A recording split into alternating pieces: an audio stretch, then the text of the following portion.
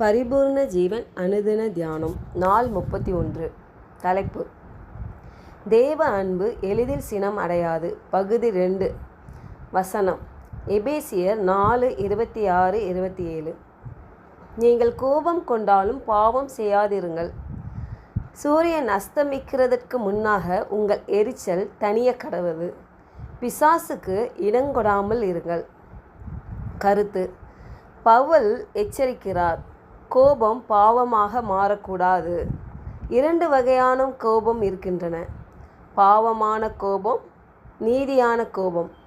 பாவமான கோபம் என்பது அகந்தை, சுயநலம், பழிவாங்குதல் போன்றவற்றால் தூண்டப்படும் கோபம்.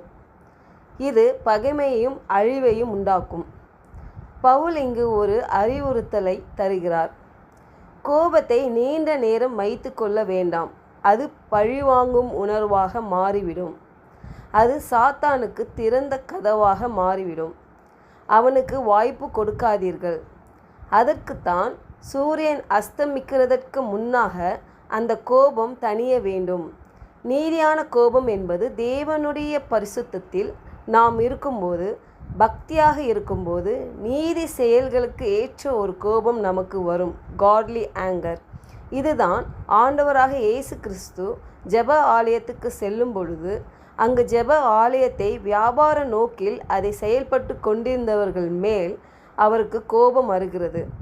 இந்த தேவனுடைய நீதிக்கு ஏற்ற கோபம் நமக்கு நிச்சயம் தேவை.